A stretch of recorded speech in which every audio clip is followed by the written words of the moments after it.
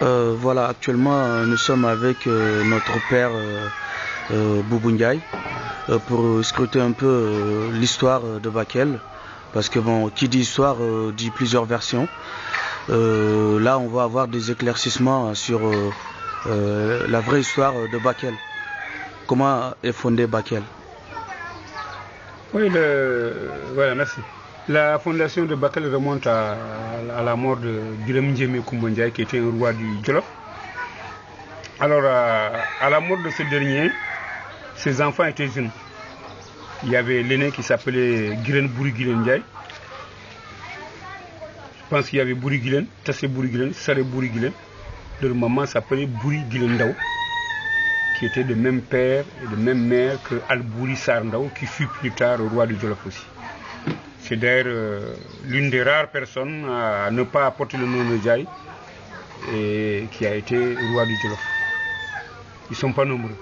Il y a un Ndao dont lui, il y a certainement un Fall, mais tout le reste, depuis Ndiaye Ndiaye, Sere Ndiaye, Tassé Ndiaye, tout le monde est Ndiaye, jusqu'à Al-Bouri Ndiaye, qui officiellement, je pense, fut le dernier Bourba Djolof.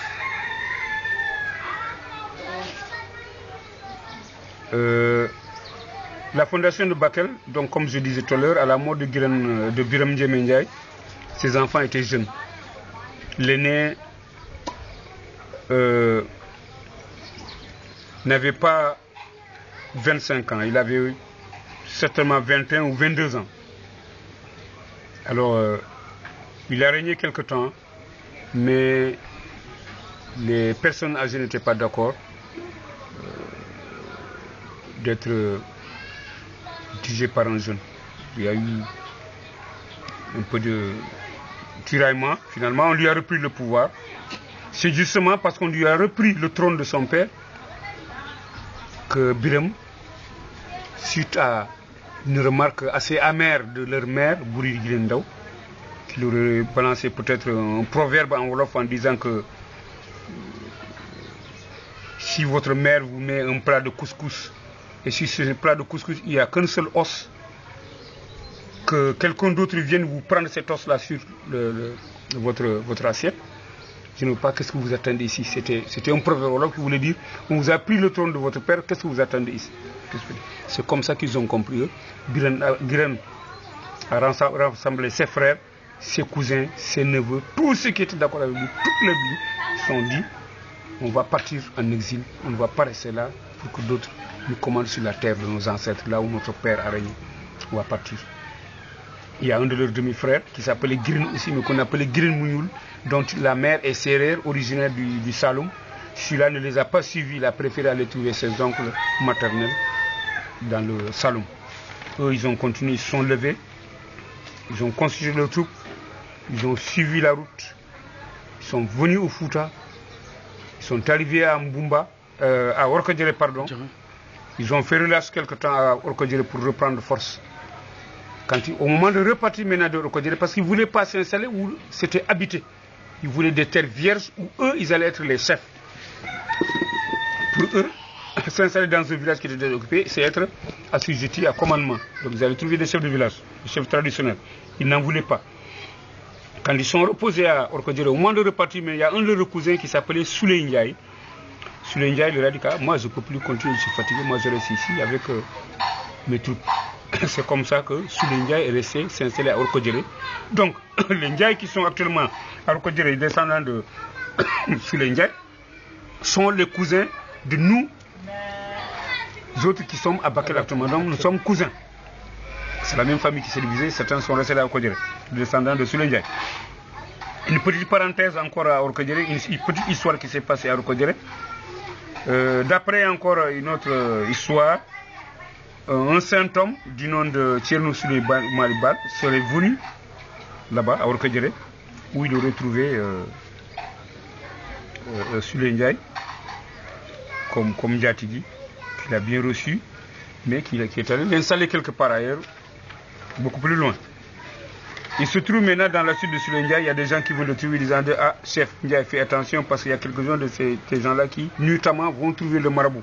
Ils sont en train de prendre le huile de Tidjane et risquent de se trahir. C'est à ce moment que Souley Ndiaye s'est dit, je vais aller trouver le marabout pour le mettre en garde. Alors, là où la version est un peu compliquée, quand on dit que Souley Ndiaye a pris une pirogue, c'est que c'est un peu loin de Mouba, c'est vers le fleuve. Alors, il s'est réparti à pirogue. Les gens y ramaient, il était sur un pliant dans la pirogue. Et la pirogue aurait été survolée par un oiseau. C'est en ce moment que Souley Ndiaye a réclamé son fusil. On le lui a tendu. Il a visé l'oiseau. Il a tiré. C'est en ce moment que le canon a explosé dans ses mains. Il est tombé mort comme ça dans la pirogue. Et d'après maintenant, certains ils disent que, comme Souleymane Baal, c'est un saint, c'est lui qui s'est transformé en oiseau qui était passé dessus. C'est lui que l'autre Souley avait tenté de tuer. Et il en est mort. Donc bref, maintenant on reprend les Ndiaye. Ils ont continué. Partout où ils trouvaient un village, ils refusaient de s'installer jusqu'à ce qu'ils viennent ici. Ils ont vu le fleuve, ils ont vu les mares, ils ont fait le tour avec les éclaireurs. Ils n'ont vu personne. Ils sont installés. C'était dans la journée. Vers le coucher du soleil maintenant, quand le crépuscule a commencé à venir, ils ont aperçu des flammes, de la lueur en dessous de l'emplacement actuel de la préfecture, parce que la préfecture n'existait pas, les Français n'étaient pas encore au Sénégal. Nous sommes dans les années 1600. Donc, quand ils ont aperçu du feu là-bas, ils ont envoyé des éclaireurs pour aller voir, il y a des gens. Quand ces gens-là sont arrivés là-bas, ils ont trouvé, il y avait la famille Wan. C'était la seule famille qui était là. C'était des marabouts poulards venant de Mbumba. Ils avaient leur bœuf, ils avaient leurs moutons, ils avaient leurs chèvres, ils avaient leur almoudo. Ils ont dit, nous ne sommes pas des chefs de village, nous ne sommes rien, nous sommes des marabouts, nous avons notre famille seulement qui est là. Le soir, nous venons nous protéger dans le grotte là ici, nous apprenons le Coran. Le matin, nous réveillons, nous prions, après nous allons passer la journée avec nos troupeaux et nos talibés. Installez-vous comme vous. Les Ndiaye sont installés comme ça. Et au fur et à mesure, comme ils étaient venus avec beaucoup de chevaux maintenant, ils allaient chercher de la paille vers la mare là, avec les éclaireurs. C'est là où ils ont rencontré des gens qui parlaient soniké. Parce que quand ils venaient ici, ils ne comprenaient pas soniké. C'était les Wolofs. Ils parlaient que Wolof et ils parlaient Peul. Parce que le Jolof là, c'est les Peul et les Wolof. C'est la même famille des Djiboka, les machins, tout ça. C'est les mêmes cousins avec les Ndiaye là.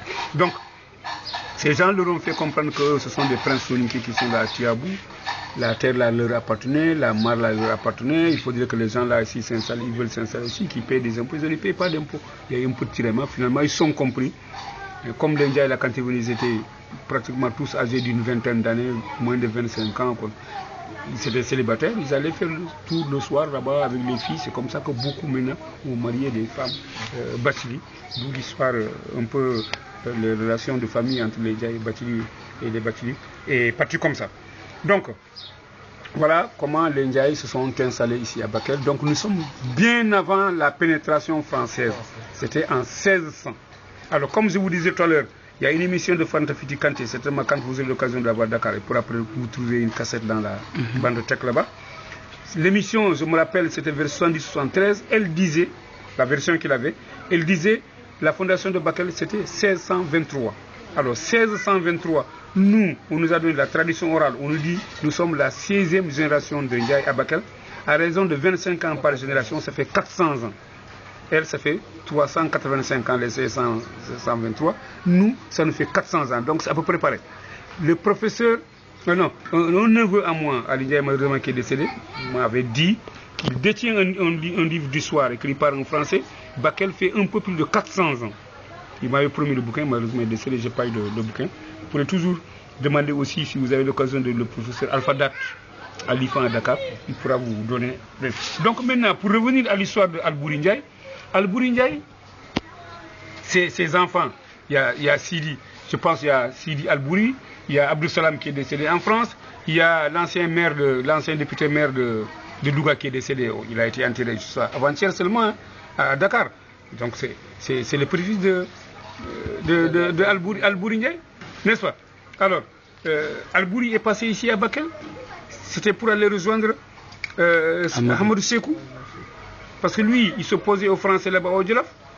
Quand il n'avait plus de force, il s'est dit, bon, je vais partir en exil, je vais aller aider Amadou Sékou. Quand on aura fini maintenant, lui aussi, ses troupes à sa disposition pour me renforcer ici, lutter contre les... En partant maintenant, il savait qu'il avait des cousins ici à Bakel, les Ndiaye. Il a fait le tour, il est passé ici à Bakel, Albouri. Quand il est passé ici, c'est de ça. C'était pendant la bataille de Mamoudou Lamine, des trucs comme ça. Alors quand il est venu ici maintenant, il est parti avec un Ndiaye, n'est-ce pas, qui s'appelait Samba Ndiaye, dont la mère est une Batili de Tiabou. J'ai pas eu la chance de lire le livre du professeur Abdoulaye Batili. Il y a Waoundé Ndiaye qui me l'a promis, il dit que Abdoulaye Batili a dédicacé le livre, il me l'a promis, malheureusement il est décédé lui aussi. Quand je reviens à Dakar, je vais essayer de voir avec les enfants. Mais j'ai lu un passage, ce passage-là, dans un journal, je crois, dans une revue française, là où on a mis ce passage d'Abdoulaye Batili en disant que Al-Bouri serait passé à Bakel et serait parti avec un certain Samba Ndiaye dont la mère serait une Batili de Tiabou. Donc quand vous voulez, Abdoulaye Batili pourra vous détailler beaucoup plus ce passage. Pour dire que la fondation de Bakel, ce n'est pas Al-Bouri. Al-Bouri, c'est des 1800 et quelques. On n'était pas tellement loin de 1900, n'est-ce pas? C'est dans les 1880, alors que ça c'est déjà 1600. Donc il y a 200 ans de donc juste pour une petite précision, donc Bakel remonte à 400 ans. Donc des villages comme Tiabou, Tiabou est beaucoup plus ancien que Bakel. Mais il paraît que Tiabou n'est pas son premier emplacement, c'est le deuxième emplacement. Il paraît que le premier emplacement c'est un peu vers Bakel. Oui, on a eu des précisions hier. Voilà. Sur ça. Et quelle est l'étymologie du mot Bakel? Bakel, je dis Bakel, ça vient du mot wolof Bak. Parce que Bak, on dit par exemple Ndiadian Ndiaye, Ndiadian Ndiaye, Tassa Ndiadian, Sare Ndiadian, bala ngay falu buur dañ lay bakkal tagg la ndënd yi dañ lay bakkal. C'est-à-dire hymne le quoi, xam nga wolof ki bakki c'est presque un hymne.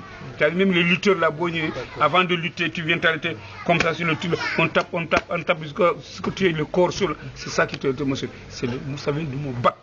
Une autre parenthèse maintenant, les gens ne font pas beaucoup attention à cela. Le mot gouré là c'est un mot wolof. C'est gouré. Juste pour précision, Gouré c'est un village frontalier à Bakel. Oui, qui Gouré, fait partie de la région de Célibat. Le nom du village est parti de la mare. C'est la mare qui s'appelle Gouré. Il y a la mare derrière qui s'appelle Gouré. C'est la mare qui a donné son nom au village.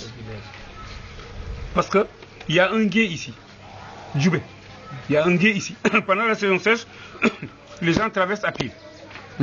Donc, les Ndiaye là, ils ont traversé avec des chevaux. Ils sont allés voir l'autre côté du fleuve. En ce moment, ce n'était pas habité. Il n'y avait personne. Il n'y avait pas encore Gouré. Quand les éclaireurs sont partis, ils ont vu qu'il y avait une grande mare après la saison de pluie. Qu'il y a le Gouré, la mare de Gouré. Quand il n'y avait pas de nom encore, c'est une mare. Quand ils ont venu là, nous avons vu là-bas des Gouré, des Gouré, une grande mare, des Gouré. Gouré, c'est le Gouré, grand. Alors maintenant, dès qu'il est parti, le nom Gouré est resté. Ah, Gouré là, c'est comme ça, Gouré, des Gouré, c'est une grande mare. Des Gouré, voilà. Alors maintenant, c'est la mare là qui donne son nom maintenant au nom de quand le village il y a le Gouré, c'est devenu Gouré. Voilà un peu l'histoire de ça. D'accord. Donc on a eu des éclaircissements. Aussi, il y a une petite parenthèse aussi. Il y a, comme je disais tout à l'heure, les Djimera qui sont des cordonniers. Leur nom à l'origine c'était Badjan. Voilà. Comment ils sont partis à Koumani et à Golmier par la suite? C'est parce que les Ndiaye, quand ils venaient, ils sont venus avec les Badjans qui étaient des cordonniers. Ils avaient des cordonniers. Mais comme c'était aussi des guerriers, ils avaient des fusils, ils avaient des saguets, ils n'avaient pas de forgerons. Quand ils étaient Djolof, ils n'avaient pas de forgerons qui étaient venus avec eux. Mais ils voulaient des forgerons. Quand ils ont appris qu'à Koumani, chez les marabouts là, il y avait. Parce qu'on est plus ancien que quand ils ont appris à Koumani, il y a des forgerons là-bas. Donc les Sambakhé là, les Tcham Sambakhé là, ils ont dit bon, on va signer un accord. Vous êtes des marabouts, vous avez besoin de, vous faites des gris-gris, vous avez besoin de cordonniers. On vous donne les cordonniers. Nous sommes des princes, nous sommes des guerriers. Nous avons besoin de forgerons pour faire nos saguets et nos fusils. C'est comme ça qu'il y a eu de l'essence. Les cordonniers sont partis, les Djimera sont partis là-bas, les Tcham sont venus Sambakhé. C'est comme ça que la famille Sambakhé là est venue ici. Voilà un peu. Voilà. Là on a eu franchement vous venez d'enlever une épine de nos pieds parce que moi en tant que je suis pas natif de Bakel mais j'ai passé une grande partie de ma vie à Bakel et je savais pas cette histoire et je n'ai qu'à vous remercier des éclaircissements et en espérant que les futures suites du département voient le jour. Merci beaucoup, monsieur. Parce qu'Al-Bouri Ndiaye, il fut le dernier roi du Jolof, le dernier Bourba, le tout dernier Bourba du Jolof. Il a été le 40e ou le 42e, je ne l'ai pas exactement en tête. Voilà. Le 40 ou 42e dernier Bourba du Jolof. C'est lui, ça s'est arrêté à lui. Son fils, quand il est venu, il était chef de canton. D'accord. C'est son fils qui est décédé avant le soldat.